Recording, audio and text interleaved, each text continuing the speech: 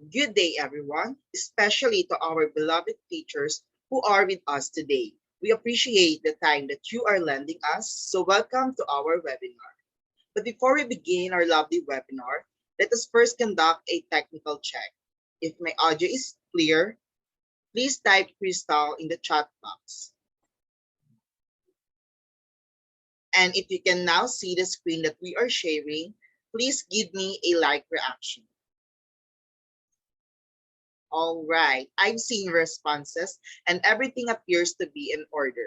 Thank you for taking part in our technical review. I'm giving the floor now to my lovely friend, Teacher Jules. Hi, Teacher Jules. How are you? Hello, thank you, Teacher Aces. I am fine. And how about you? How are you? I'm so doing great as well.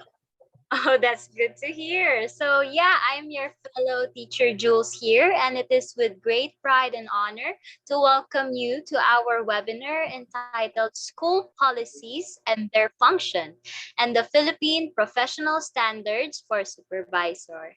So, wow, our topic for today will be surely interesting since it talks about our policies in the school, of course, and the functions, and it is very much essential to us teachers or aspiring teachers, right? So I am certain that our discussions will be relatable and, of course, it will be full of learning. So please stay with us all throughout so that you won't miss out on essential learnings from our speakers. And once again, I am Julia Erica C. Swafield I am Carl Aces R. and Daya, and we and are your masters of ceremony. Ramani. So yeah, before we start our webinar here, we'd like to remind everyone to follow our netiquette guidelines, okay? So please do not use your microphones during the presentation of the speakers to avoid any disruption. And rest assured that you'll be given the opportunity to ask them questions once they are done speaking. And also, we highly encourage everyone to please open their cameras if possible. And finally, please be advised that you are required to answer an assessment after this webinar through Google Forms to test what you have learned from our speakers. Yes, thank you so much for reminding them that, Teacher Julia. And now to officially start our program, we are requesting everyone to please bow our heads and feel the presence of our Lord for the doxology, to be followed by the Philippine national anthem.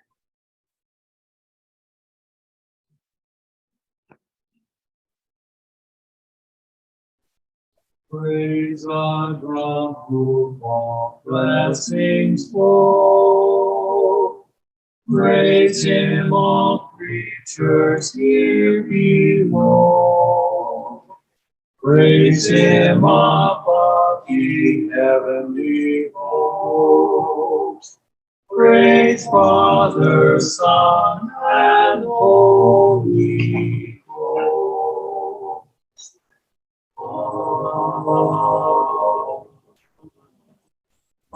Bayan ang pambansang awit ng Pilipinas.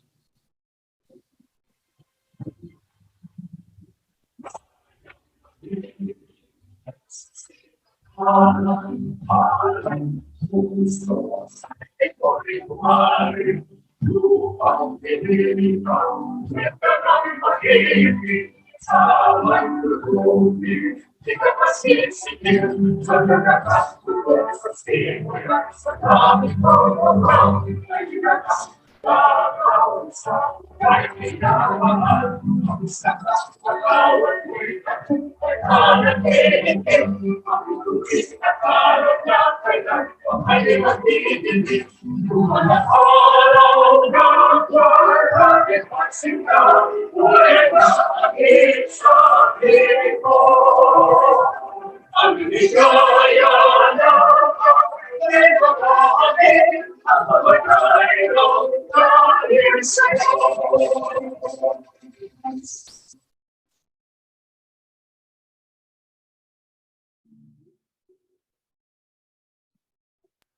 So, good afternoon once again, dearest teachers.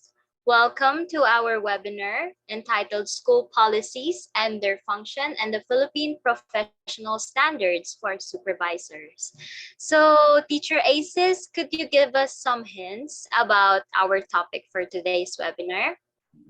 Of course, Teacher Jules, I would love to.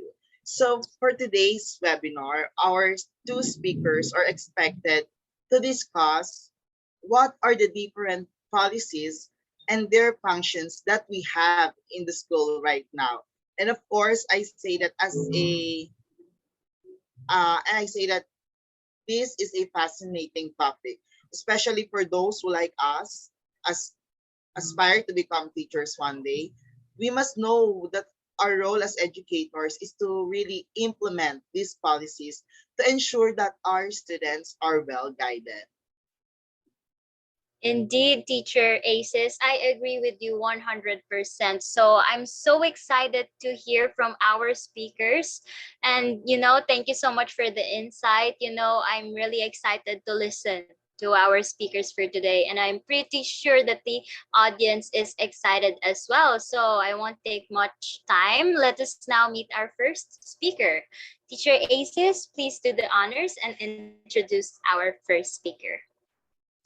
All right. So our first speaker finished her junior high school at Victorino Mapa High School with high honors and pursued her senior high school at Arellano University, where she also graduated with high honors. She is now a second-year student at the Polytechnic University of the Philippines, taking a Bachelor of Science in Secondary Education, major in English. Let us all welcome Teacher Rosel Apul. All right, thank you for that, Teacher Aces and Teacher Julia. Okay, so schools are institutions motivated by a shared vision. Necessarily, schools must have policies for them to realize their vision and mission. These policies are a reflection of the values of the people who created them. Whatever policies are formulated must redound to the improved teaching learning of learners, which is the very reason of the existence of schools. So, good day, everyone. I hope all of you are having a nice day today. By the way, I am Teacher Rosal Apuli, but you can call me Teacher Rosie. I am from Polytechnic University of the Philippines, and like what Teacher Aces and Teacher Julia said, I will be discussing Chapter 10, School Policies and Their Functions for today's webinar. So, what is a school policy? Ano kaya yung mga school policy? No, ano kaya yung tingin natin dito? I'm sure familiar tayo sa mga. So, school policy is a set of established expectations for a specific behavior and norms within the school. But before that, before we discuss school policy, let us discuss first the importance of it. First, policies help a student establish a model operating procedure and create standards of quality for learning and safety. Second, policies helps in managing certain situations which include health and welfare issues. And lastly, policies helps the teachers and the school to teach students efficiently, fairly, and safely. So, when you hear school policy or kapag naririnig mo yung salitang to, what is the first thing that comes in your mind? Ano yung unang idea na pumapasok sa utak mo? I'm sure one of the things that comes in your mind is that it is a form of punishment. I'm sure yung iba sa atin tingin talaga sa mga school policy is parusa siya, which is wrong kasi dapat hindi natin siya tinitingnan as punishment kasi ang main goal ng school policy ay ma-improve the quality, ma-improve yung quality ng teaching and learning process and also to improve our overall individuality as a student. So school policy is not all about punishment, the main goal is to really improve each and every one of us and to maintain the peacefulness, safety, and orderliness of the school or the campus. So, to be able to achieve this goal or to maintain the orderliness or peacefulness in the school, Central Office formulates different kinds of policies, and I'll be discussing some of them today and why are they being formulated. So first is the school uniform policy. All right, so some schools and universities here in Manila have their own uniforms. Example is PUP. Lalayo pa ba tayo? So, but majority of the students in PUP wear jeans and sneakers, but different colleges inside PUP campus have their own type of uniform. Example is my cousin, he's studying law and PUP and they have their own uniforms, but most of the time, nakikita ko lang silang naka-jeans, t-shirts, or yung polo shirt, and rubber shoes. Nag-uniform lang sila kapag important events or malalang recitation, and hindi naman talaga kasi nire-require ng PUP mag-uniform ang mga estudyante. Bakit kaya? That is because according to the PUP Handbook, Section 2.1 of Social Norms, every PUP student is given the liberty to dress up according to his individual taste, but he or she is urged to adhere to the convention of proper grooming. But even though PUP doesn't require a uniform, they always require the student to wear their IDs, anong tawag, ID laces, may sariling ID lace, tapos may ID. Kasi nag-show yun ng identity.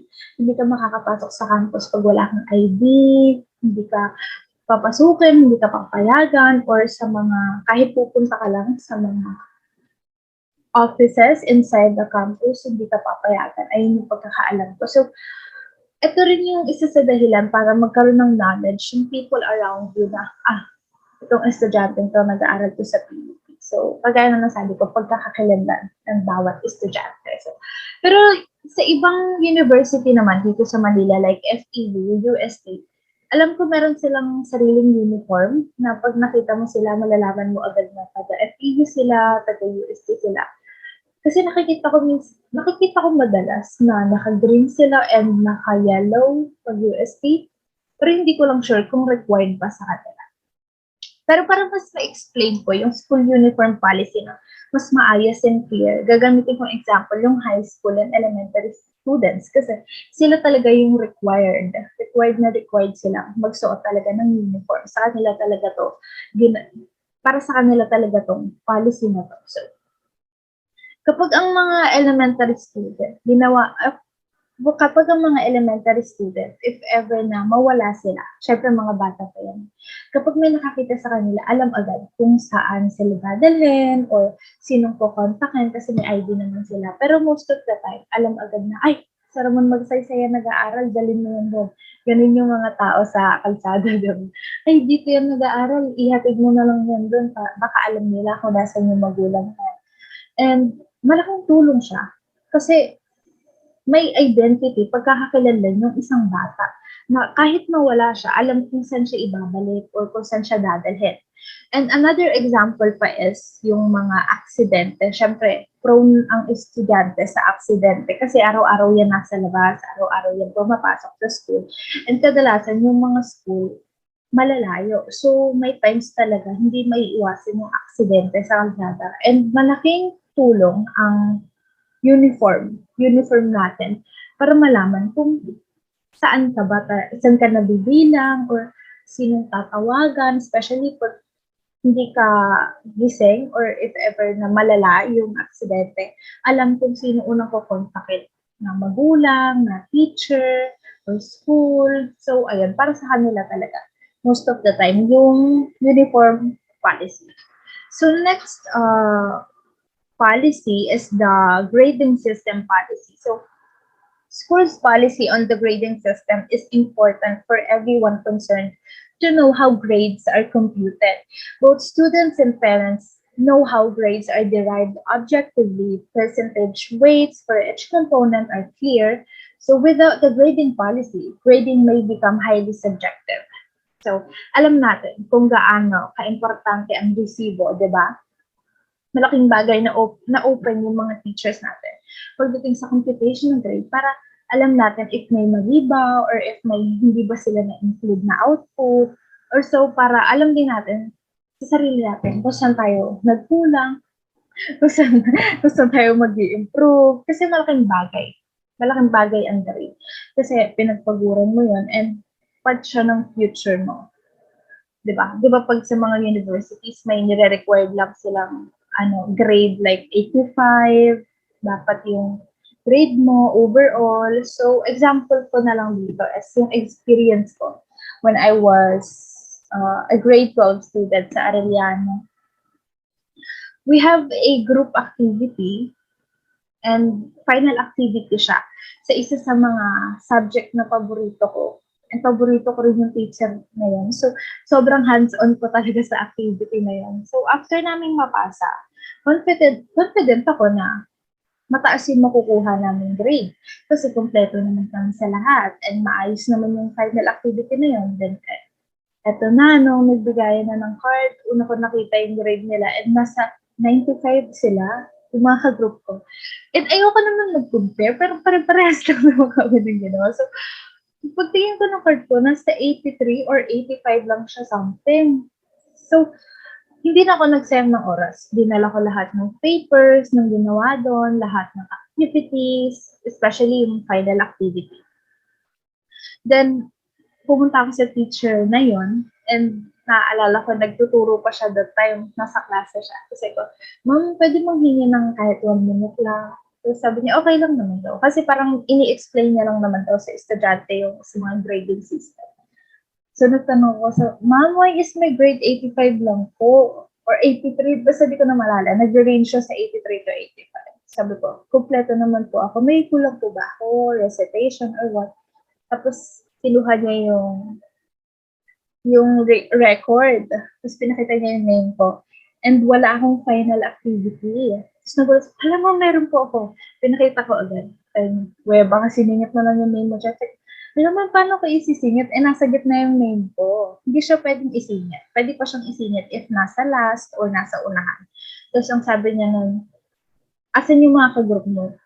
Then, may tinawag akong ka-group ko. Tapos sinabi nila, parang sabi sila na, ma'am, gumawa po talaga siya, hindi lang siya nag-ambag and such. And ayun, sabi ng mom ko, sige, baka sa akin yung mali, pasensya ka na. And nakakatuwa lang kasi inako niya naman na baka nga sa kanya. Then, after 5 days ata, 95 na yung grade ko. And you see kung gaano ka-importante yung mga resibo, yung mga evidences, mga ebidensya, and mga witness. Sobrang importante nila kasi pwedeng may babago, pwedeng may maiwasan, pwedeng basta malaki yung parte nila if ever may mangyari. So, ayun na. Marami talaga mababago sa pagiging open ng computation, evidences, resibo, and such. So, last is yung policy on students' tardiness and absenteeism. So, if there are no policies sa pagiging tamad and pala-absent ng estudyante, students, papasok lang sila sa school ng late or lagi lang silang absent. So, yung policy na to, makikurb niya yung tardiness and absenteeism para ma-ensure yung learning. So, kapag wala rin policy pagdating nga sa pagiging late and absent, gagawin lang siya ng mga estudyante everyday and wala silang matututunan, wala silang makukuhang knowledge. Diba? Sa school na experience natin, kapag late ka ng 5 minutes, automatically, you are absent. Kapag absent ka na ng more than 3 days, you will have to drop out. So, isa lang to sa mga policies na naranasan at patuloy na nararanasan natin. And I think effective naman siya dahil sa mga policies na ito. Napipilitan talaga tayong huwag malate sa klase kahit maraming ginagawa o inaantok pa.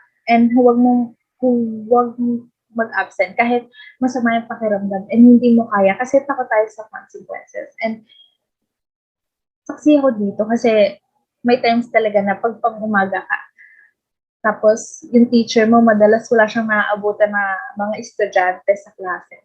One time, pinakot niya kami na kapag isang beses wala pa sa kalahati yung estudyante ko, ng 30 minutes na siya sa klase, ibabagsak niya kami lahat. So, simula na ng aaga na pumasok ng mga kaklase ko, sobrang effective niya.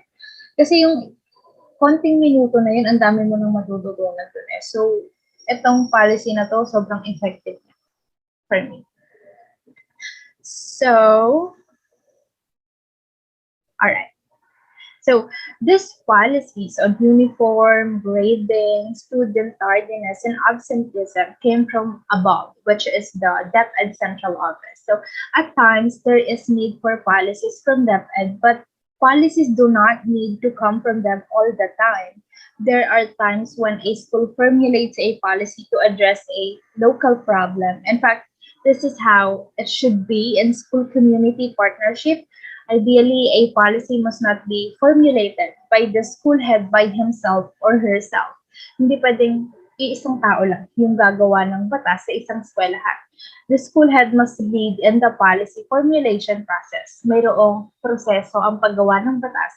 Ganon din sa paggawa ng batas sa eskwelahan. Hindi pwedeng kapag naisip lang ng head na, ito, gusto ko itong batas na to, ipapatupad na siya agad. Dadaan mo na siya sa maraming process and opinion bago siya ma-formulate. So, the word lead implies that an effective policy formulation process must be participatory. This means that it is best that the rest of the school and community should be involved. Ika nga nila, two good heads are better than one. Besides, participation in school community develops a sense of ownership of such formulated policy, which ensures a more effective implementation. So this is an example of school empowerment in action. Aside from involving the school and community in policy formulation, a school head must ensure wide dissemination and correct and clear understanding of the policy. So, sinasabi na mas maganda na kasali lahat sa paggawa ng batas. Mas maganda na hinihingi ang opinion ng lahat bago ito ipatupad to ensure na walang masasagasaan. I mean, not literally ha. To ensure na wala lang madi-discriminate, walang iba may hirapan sa policy na gagawin once mapatupad na yung batas na yun. To ensure na lahat kasali, lahat may advantage. So, I guess that would be all for the school policies and their functions. Let us tackle naman what is the PPSS or the Philippine Professional Standards for Supervisors. Let's start with their objectives. Okay. All right. The objective of DepEd Order number 25 series of 2020 is that the K-12 basic education program provides for the development of holistic learners equipped with the 21st century skills and core values of being makajos, makatao, makakalikasan, and makabansa who could contribute to nation building. So, this is the general objective of this DepEd Order number 25 series of 2020. If I'm not mistaken, this is also present and with the Philippine Professional Standards of the school heads. Ito yung general na want natin mangyari, especially ng mga teacher, yung mga development of holistic learners sa 21st century. So next is, in consonance with this, the Department of Education renews its focus on making decisive gains in upgrading education quality by strengthening the quality of its teachers through the national adoption and implementation of the Philippine Professional Standards for Teachers, or the PPST, through DepEd Order number 42 series of 2017. So, we really have to upgrade or develop quality education. That's why we have PPST, or like I've said, the Philippine Professional Standards for Teachers. But you see, this was created way back 2017, but until now, hindi pa rin siya kompleto, and it's already 2022. Nasa finalizing stage pa rin siya. So, the PPST is one of the gains in upgrading quality education in our country. And we all know that teacher quality is vital in raising learner achievement. However, teachers alone cannot bring about substantive changes without effective leadership. Supervisors play a big role in upgrading education quality at the regional, division, or school levels, including the improvement of teacher and school head quality. And through this, learner achievement. So, merong iba't ibang roles ang bawat supervisors sa iba't ibang learner center. So, malaki yung role na ginagampanan nila sa progress ng quality, sa development ng quality education and quality teaching. So, there are people na sinasabing hindi naman sila importante or hindi sila effective or hindi sila kailangan. Pero as you can see, they're the ones handling this learner center in different parts of the country, and they play a big role in developing or upgrading our quality education. So, hindi pwedeng hindi sila kailangan kasi malaki yung role nila. So, the Philippine Professional Standards for Supervisors. Okay, wait, one moment. So the Philippine Professional Standards for Supervisors, or PPSS, clearly articulates a developmental continuum of professional practice that supports supervisors in the conduct of their roles in the regions, divisions, schools, and learning centers, and provides clear guidance of career progression. The PPSS addresses the overlaps and duplications among the diverse supervisory functions at the regional and divisional levels, thereby streamlining and supporting the attainment of the overall mandate of each governance level and the DepEd as a whole. So, why are people, especially teachers, hoping it will happen?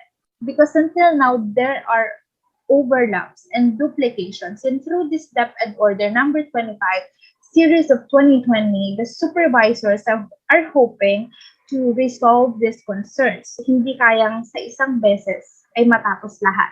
Hindi kayang kapag ginawa, magawa lahat or matapos lahat. Meron siyang process. Kagaya ng sa PPST, 2017 pa siya nagawa, pero hanggang ngayon, nasa finalizing stage pa rin siya kasi meron pa rin binabago. Hindi pa rin siya perfecto or may overlaps pa nga, kagaya ng sinabi ko. Kasi meron nga siyang sinusunod na process. Kaya hanggang ngayon, hindi siya matapos-tapos. Hanggang ngayon, nire-revise nila. Hanggang ngayon, pina-finalize nila. So, the overall objectives of PPSS, or the Philippine Professional Standards for Supervisors, are first, to set out clear expectations of supervisors along well-defined career stages of professional development from beginning to exemplary practice. Second is to engage supervisors to actively embrace a continuing effort to attain high levels of proficiency. And lastly, to provide support for professional learning and development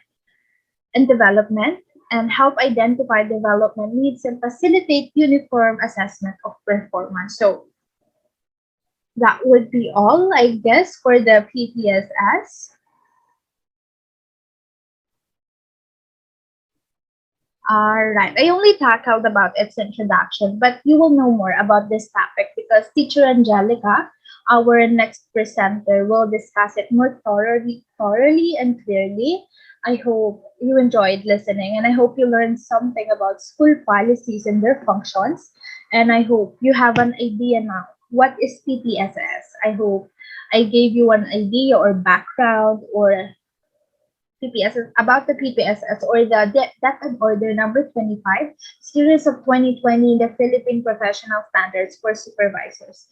Thank you once again, and I'm just hoping that I explained my topic very well for you to not have a hard time in answering the quiz later. Okay, again, thank you. All right. Thank you so much for the significant lecture that you have given us, Teacher Rosel Apuli, giving much emphasis on how policies are to improve ourselves and maintain systemized order in our school community to move together harmoniously, right? So one of the things related with school uniform policy is the ID itself together with the lay. So since part naman kasi siya talaga ng uniform, right? I can say that that policy, it improves us in such ways na kapag yung students nakalimutan yung ID and then they kept bargaining na makapasok sa school. So with that, there is much emphasis now we should learn how to be we should learn how to keep it safe, you know, the ID, and to wear it always. And dun ko na conclude yun sa one of the school policies nga with the uniform in terms of that. So thank you so much, Teacher Rosel. And we're much more excited, no, to get more deep in the topic of PPSS, or the Philippine Professional Standards for Supervisor. And you know, I just want to ask my fellow teacher right here, Teacher Aces, how about you? What's your take on this, on our first speaker, which is Teacher Rosel? Yes, hello again, Teacher Julia. And I just want to say that I really enjoyed watching Teacher Rosel present her topic because it gives me more knowledge about this our school policies. And speaking of, I would like to quote what she had said earlier, that, and I quote, school policy is not about punishment, but to maintain the orderliness inside the campus, end quote. So I think this is one of the things that we should emphasize in this webinar. This is one of the things that we should highlight the most, because this is also one of the most misconceptions about the school policies that we have. Some students see the policies as a punishment, but in reality, school policies are there, were there for us to be guided para mas mapanatili ang kaayusan sa ating mga eskwelahan. And dapat matuto hindi lamang ang ating mga estudyante, kundi tayong mga guro, na pahalagahan ang mga polisiyang ito. Dapat tayo, bilang mga guro, ang unang sumunod dito, at hindi natin ipakita sa ating mga estudyante na nilalabag natin ito. At gusto ko lamang din idagdag na isa sa mga nabanggit na policies kanina ay ang policy about school uniform. And while sabi nga ni Teacher Rosel kanina na PUP is one of the schools na merong sariling rules when it comes to uniform. You are free to choose whatever we like to wear inside our campus as long as it is decent and respectful. But I also have this suggestion, or I mean this thought about the school uniform policy that the schools, some schools has.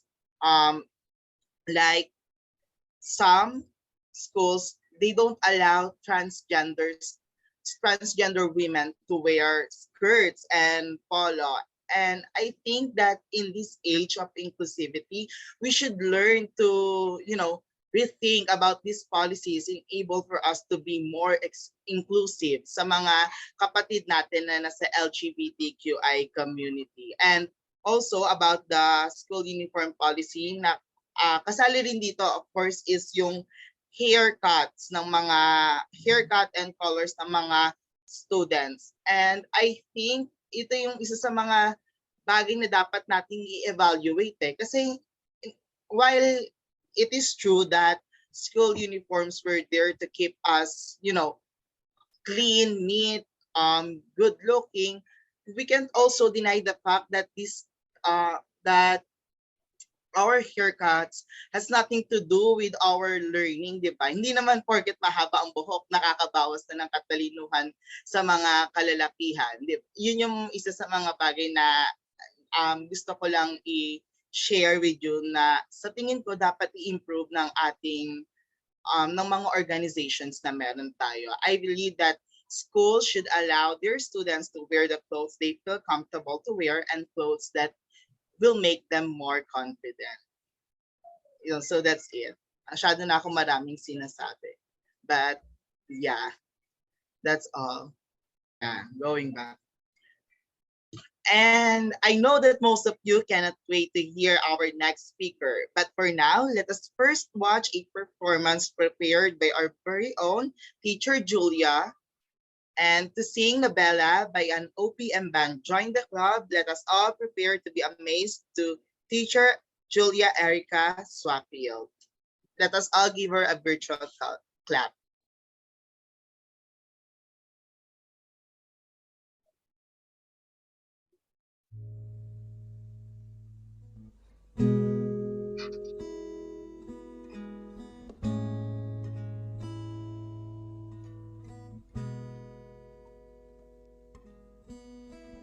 Ngumiti kahit na napipilitan, kahit pa sinasadya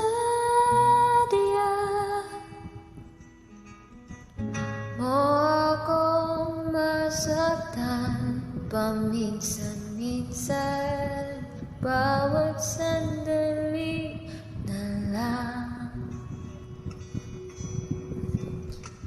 Tulad mo ba ako nahihirapan, lalo naisip ka? Di ko na kaya pa nakalimutan, bawat sandali na lang.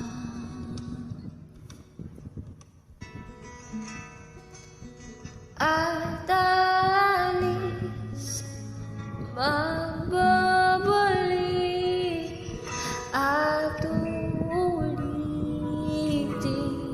sabihin na mahalin, kahit sambitin, kahit muling masaktan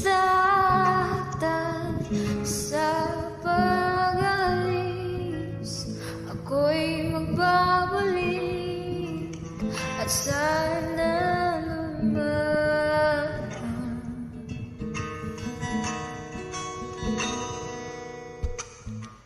sa isang marikit na alaalay, pangitain kay ganda. Sana nga'y pagbigyan ng tadhana, bawat sandali na lang. Sumabay sa biglang pagkabahalat, lumabis ang pagtataka.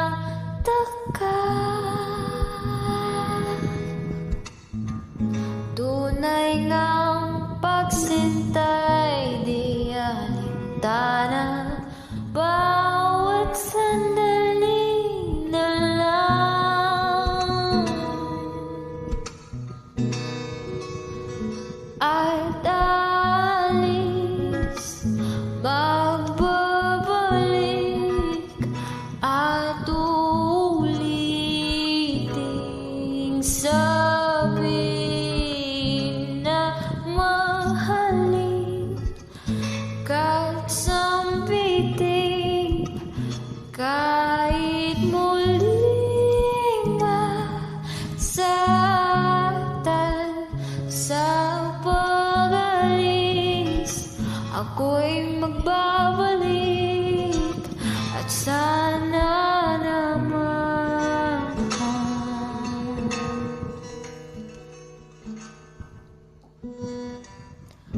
ngumiti kahit na napipilitan, kahit pa sinasadya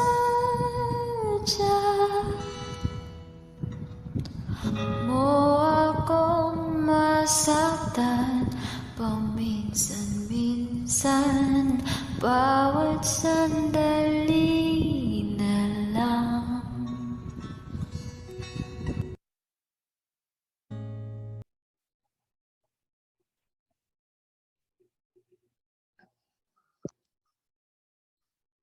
Wow, that was really a goosebumps moment hearing Teacher Jules sing, and I'm really out of words right now. Napakagaling, napakahusay ng mga awit ni Teacher Julia, and all praise to her. Will you all give her a virtual clap for that performance? All right. Thank you so much, Teacher Jules. And you may now present our next speaker. Hi, Teacher Aces. Thank you so much for the compliment and all. And yes, no, now we're now ready to hear our second speaker for today. And so let's all welcome Teacher Angelica May de la Cruz. She graduated from Peñaranda National High School, Strand, with high honors in junior high and in her senior high school days. Currently, she is a second-year student at the Polytechnic University of the Philippines, taking a Bachelor of Science in Secondary Education major in English. Hi, Teacher Angelica. The floor is yours. Thank you so much, Teacher Jules, and good afternoon, everyone. First and foremost, I'd like to express my gratitude for choosing and inviting me to talk this afternoon.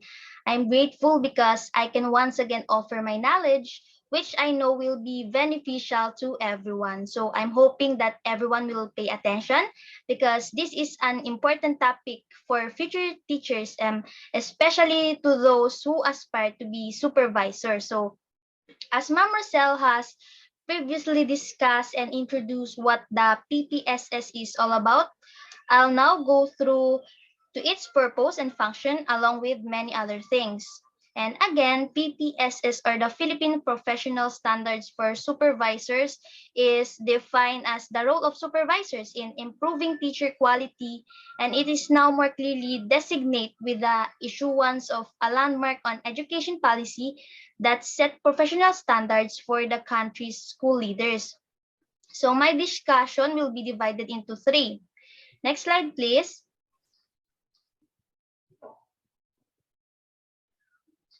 So these are the roles and functions of supervisors. Second is the supervisors, the four domains of the supervisors, and lastly is the career stages. So moving on,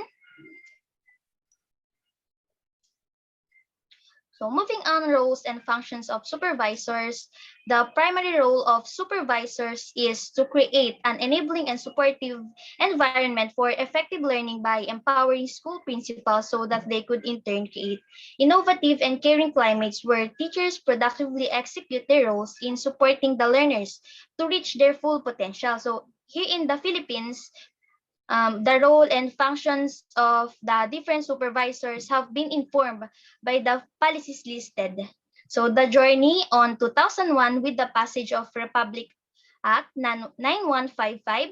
So it provides the framework for the governance of basic education, setting the general directions for educational policies and standards, and establishing authority, accountability, and responsibility for achieving higher learning outcomes. And it is defined as the roles and responsibilities of regions, schools divisions, and schools in implementing educational programs, projects, and services in communities they serve. So, dito nagsimula ang journey toward these present scenarios of all supervisors in the division and also the regional level. So, in 2003, DepEd Order number 81 series of 2003, so it says that the specific roles and functions of supervisors from chief education supervisors to education supervisors 1 to 3 and public schools district supervisors, highlighting their respective scope of supervision and main responsibility. So noon, hindi yan education program supervisors, but education supervisor or the ES1. Yung ES1, ito yung sa division, and yung ES2 sa region. And the ES3, yun yung mga assistant chief sa region. Yun yung structure dati. So bahagyang lamang yung education supervisor o yung ES2 sa region dahil lamang siya ng isang salary grade. Pero ngayon, pare-pareho na lang ng sweldo. Kaya yung iba, lalo na pag nasa lugar na nila mismo, yung school, hindi na sila pupunta pa sa region or magkaroon pa ng bigger scope kasi what for? Even pupunta ka ng bigger scope kahit pareho lang naman ang sweldo. So in 2004, the Executive Order number 366. So it strategically reviews the operations and organization of the executive branch aimed at focusing government efforts and resources on its vital services. And it is also improving the quality and efficiency of government services delivery by eliminating or minimizing overlaps and duplications and improving agency performance through the rationalization of service delivery and support systems and organization structure and staffing. So imagine the executive order was released by then President, and if you can recall, the president on this time is the former President Gloria Macapagal Arroyo. So on this time, mabilis mag-sign ng mga ganitong appointment like this. Inaabot lang ng few days. Pero yung mga sumunod na masyadong natagalan na at meron ng mga studies na how we can minimize the overlapping function dito nga sa appointment na 2004, which is the Executive Order number 366. So in 2005, which is the DepEd Order number 29, it focuses on the roles and functions of division supervisors towards improved educational outcomes. But it was until 2013 when the DepEd rationalization program started on its implementation. So in here, they ensured the smooth transition of the Department of Education, which includes the supervisory position and on how many years? So it's barely 9 years since the issuance of the executive order of the rationalization before it was really realized on the DepEd rationalization program. So may mga position gaya ng CTI o yung mga encumbered individual, ibig sabihin hindi na siya pwedeng palitan kung magre-retired na sila dahil madi-dissolve na yung position na yun. Pero recently, yung mga non-teaching, pwede naman siya i-request so that can be filled in to those position. And finally, dahil 2013 parang marami pang transition, marami pang pagbabago, in this 2015 through DepEd Order number 52, set a new organizational structure in line with RA 9155 noong 2001 in keeping with the principles of decentralization and shared governance to ensure accountability and relevance to the context and development needs of learners and stakeholders of various organizational levels. So since 2001, na-implement na talaga yung organizational structures of the 9155 because of the principle of the decentralization and empowerment, principal empowerment in 2015. So it takes 14 years to finally issue or set up the organization structure. So in here, we say that supervisors need to be supported to become more effective in the conduct of their roles in various functional divisions, inter-regions, and school divisions to improve their professional practice and address their career progression. So itong PPSS, it clearly articulates a development continuum of professional practice that supports all the supervisors in the conduct of their roles in the regions, divisions, schools, learning centers, and provides clear guidance for career progression. So, next slide po. So, dito tayo sa 4 domains for supervisors.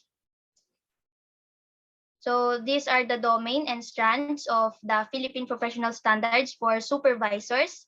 The domain 1 is the supporting curriculum management and implementation. It focuses on supervisors' leadership and skills in providing proactive support to divisions, districts, schools, and learning centers in curriculum management and implementation. So in this domain, supervisors are expected to provide assistance for effective management and implementation of curricular reforms, learning resources, and assessment of learning outcomes. So It includes the curriculum implementation, curriculum innovation, curriculum contextualization, learning resource development, learning resource management, and learning outcomes assessment. Okay, so the domain 2, which is the strengthening shared accountability, it underscores supervisors' leadership also and collaboration skills in strengthening shared accountability in operationalizing educational development plans. So dito na ooperate yon, providing technical assistance, reviewing and recommending policies, and supporting disaster preparedness, mitigation, and resiliency.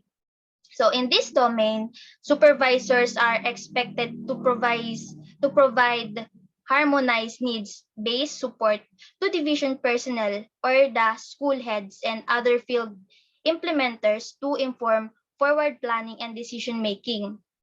So ito ay merong educational development plan operationalization. So educational plan that is one of responsibility of supervisors, technical assistance provision, and lastly is the policy review and recommendation. So there is need to conduct a year-end review, then the cycles of IPMs, and then disaster preparedness, gaya na sabi ko kanina, mitigation and resiliency to support, and supervisors needed to support all schools on this because this is part of their domain. Next is the domain 3. So it is the fostering a culture of continuous improvement. So underpin supervisors' organizational and technical skills in providing support for instructional leadership, technology-based innovation, and including ICT, a culture of research, communities of practice, and the use of communication platforms. So in this domain, supervisors are expected to provide support in creating an environment to ensure efficient and effective delivery of basic education services. So it includes the support for instructional leadership. We have the ICT-based innovations, culture of research. So paano ka makapagbibigay ng culture of research kung ikaw mismo ay hindi gusto ang research? Kaya you must evaluate yourself kung karapat-dapat ka ba ditong maging o karapat-dapat ka bang maging isang supervisor. Next is the communities of practice, communication platforms, and there are so many communication platforms that you need to familiarize with. And lastly is the partnership and linkages. And the domain 4 is the developing self and others. So centers on supervisors' abilities to develop themselves and others through sustained commitment for learning and development. So professional networks, personal and professional development, and learning to improve practice and support for rewards and recognition.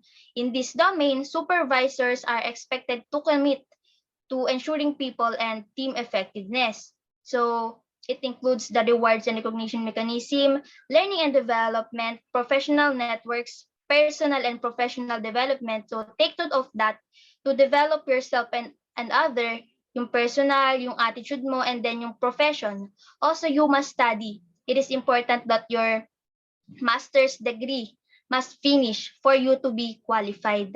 And number 5 is the support for rewards and recognition mechanism. So you must have that rewards and recognition. See, that's part of the assignment. Next slide. So dito tayo sa career stages. So in career stage 1, pre-supervisors have acquired the prerequisite qualification for the position of a supervisor. So they possess considerable knowledge and understanding of the functions expected of the supervisors as specified in the Ppss. So they are equipped with exceptional teaching skills. So yun, dapat equip ang mga gusto maging supervisors as stipulated in career stage 3 and or career stage 4 na itatakel ko mamaya. So in the Ppss or school leadership skills stipulated in the Philippine Professional Standards for School Heads or other relevant qualifications and experiences. In career stage 2, supervisors independently display the required knowledge and skills in performing their leadership and supervisory functions. So They should provide support to divisions, schools, and learning centers for curriculum management and implementation by strengthening shared accountability and also fostering a culture of continuous improvement while developing themselves. So they solicit proactive support from colleges and their immediate superiors in performing more advanced tasks. They must also manifest maturity and decision making and exhibit influence, credibility, and authority in following basic standards and procedures of their work. So here in career stage 3, wherein supervisors consistently exhibit in-depth knowledge and remarkable skills in performing their leadership and supervisory functions. So they are able to develop or they can collaborate with colleges in the implementation of strategies to support divisions, to also support the divisions gaya ng sa career stage 3, districts, schools, and learning centers for curriculum management and implementation by strengthening shared accountability and fostering a culture of continuous improvement while developing themselves. So they mentor and coach colleges to help them to achieve significant transitions and or advance to the next career stage. So they can exhibit sound decision making, bringing influence and also establishing credibility and the authority. And in career stage 4, which is the supervisors embody outstanding qualities and exemplary practice in executing their leadership and supervisory functions. So in here, they lead and empower career stage 2 and career stage 3 supervisors in curriculum management. And this implementation by strengthening shared accountability and fostering a culture of continuous improvement while developing themselves and also the others. So they exemplify principled decision making, bringing impact with strong credibility and authority. So makikita natin connected lahat ng careers na to na kailangan na maging equip ang mga future supervisors. And also, you may study the national adoption and implementation of the Philippine Professional Standards for supervisors to this link. And all in all, we can see and we can observe that this PPSS or the Philippine Professional Standard for Supervisor shall provide guidance to supervisors as regards continuing professional development because it's for their growth and advancement based on the principles of career long learning and to reflect on and assess their own practice as they aspire for and to pursue their professional development. And that would be all. Thank you so much, guys, for listening, and I hope you learn something. Wow. Thank you so much, Teacher Angelica, for that very insightful discussion. And I will agree that we truly need a supervisor to guide us in implementing the school policies. Teacher Jules, do you have anything to say? Yes, Teacher Aces. So once again, thank you so much for the worthwhile discussion, Teacher Angelica. Now we know the journey supervisors take. For us students kasi no, we think that they have an easy job since we see them often, times lang, and they just usually observe or walk in the hallways. But little did we know that their role is wide and that it had domains. Just like in movies, no? For just an illustration, students and teachers are the actors, and the supervisors are the ones behind the camera, like directors that make things great. So supervisors should be highly respected since we walk with them hand in hand to have an efficient education. No? And again, thank you so much, Teacher Angelica, for the discussion, which is very much meaningful and it gave light to us. It enlightened us all. So now, are you guys ready? So we are now moving forward with our questions and answer portion. So just as promised, we do have our question and answer. So this is to get in touch with our beloved speakers. So we have chosen a question for teacher for Teacher Apuli. Teacher Rosel. So the question, yun pala. So from the 3 formulated policies of central office that you discussed, what do you think is the most important and why? So, yan yung question natin. Thank you for that, Teacher Julia. Okay. So, yung 3 policies na diniscuss ko, kaya sila yung napili kong i-discuss kahit marami namang ibang policies na finormulate yung central office, ay dahil tingin ko sila yung mga pinaka-importante and pinaka-common na makaka-relate ang lahat ng estudyanteng makikinig ngayon. Lahat sila importante. Pero to answer the question, for me, the most important policy na aking diniscuss ay yung policy on absenteeism and tardiness. Itong policy kasi na to, yung nagbibigay talaga ng kaayusan and kagandahan sa isang eskwelahan. Dahil dito pumapasok sa tamang oras ang mga estudyante at pumapasok sila araw-araw. Kung wala ang policy na ito, absent na nga absent at magpapalit ang mga estudyante kasi wala namang mangyayari o wala namang consequences silang matatanggap. Kaya tingin ko, importante talaga siya para hindi ma-abuse yung pag-a-absent or pagpapalit kasi ang sandaling oras lang sa klase ay pwede ka nang magkaroon ng maraming kaalaman. So, importante talaga ang oras sa klase and ang mga araw. So, ayun lang. Kaya tingin ko siya yung importante. Pero lahat naman sila, importante. Ayun lang. Thank you. So thank you so much for that, Teacher Rosel. So mas nabigyan kami ng linaw, no? Sa kung ano ba para sa iyo ang pinaka-importante. Although lahat sila, tama naman, importante. Kaya nga nandyan sila para sa ating mga student and of course, all together in our school community. So Teacher Aces?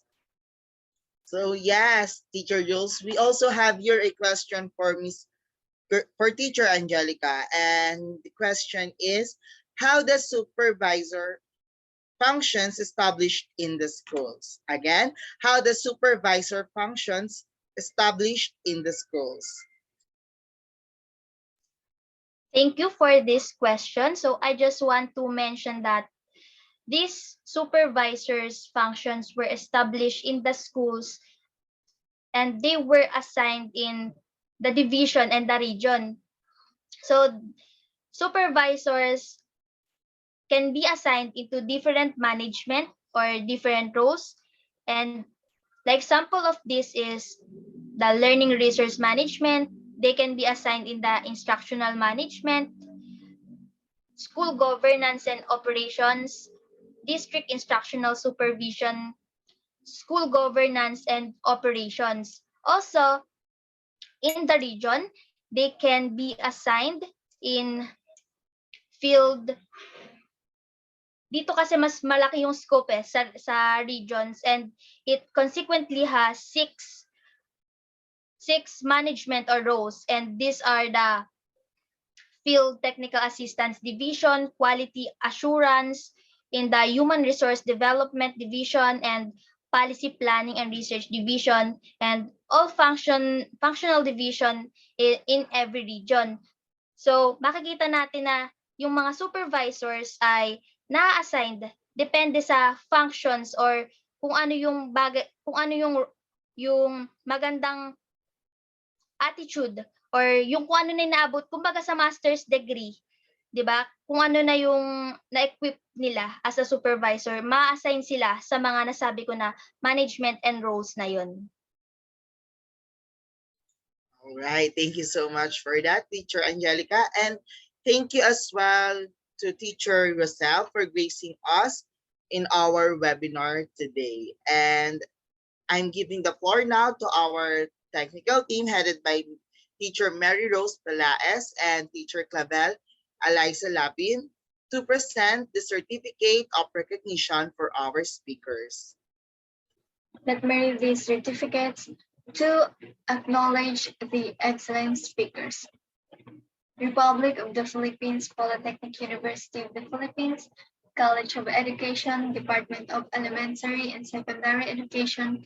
These certificates of recognition are proudly presented to Rizal and Apili and Angelica Lee Elder for imparting their valuable knowledge and remarkable as speaker handling the topic school policy and their functions in the Philippine professional standards for supervisors in the webinar of the teacher in the community, school culture, and organizational leadership.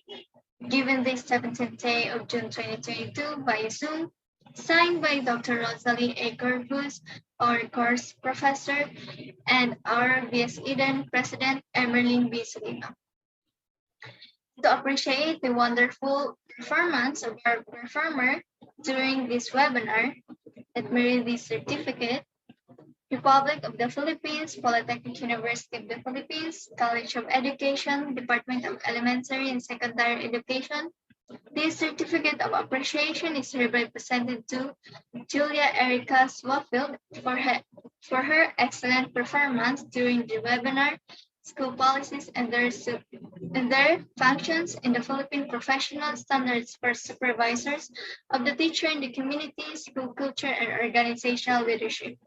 Given this 17th day of June 2022 by Zoom, signed by Dr. Rosalie Ecker-Cruz, our course professor, and our group 4 leader, Rosal and Apuli.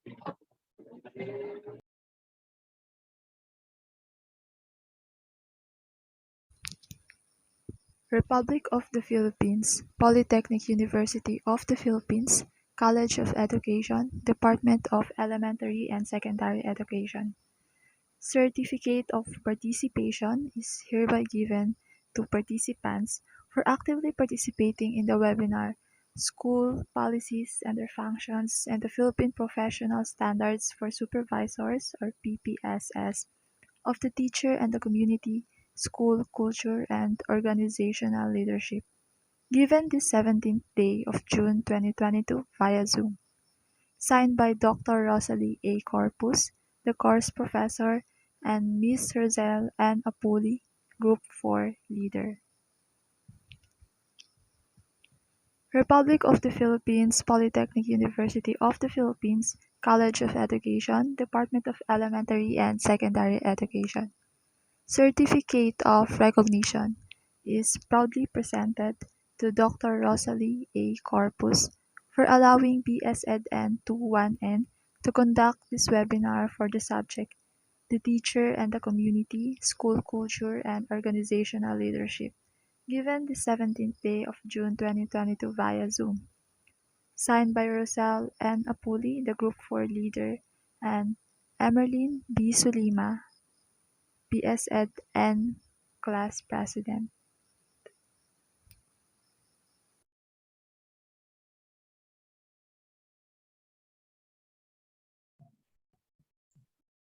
Thank you, Teacher Clavel and Teacher Mary Rose. Now, for this part of the program, I want to remind the students of what we have said earlier about the quiz that the speakers prepared for you. So for this one, you are expected to answer the Google form that was prepared by the speakers, and the link will be sent in the chat box. So feel free to click on the link and answer the prepared quiz for you. Okay, so guys, thank you so much again for all the participants who made this webinar interactive and fruitful. So we'd like to give much appreciation to Dr. Corpus once again for letting us experience conducting a webinar. And now, Teacher Aces. Also to our fellow teachers, speakers, Teacher Rosel and Teacher Angelica, and the technical team, Teacher Rose and Teacher Clavel. Thank you so much for all of your efforts. You are all appreciated. Yes, and we would like to end our webinar with our beloved PUP hymn. Once again, this is Julia Swafield. And this is Carl Aces and Daya. And we are your masters of ceremony. So let us now witness and sing our PUP hymn.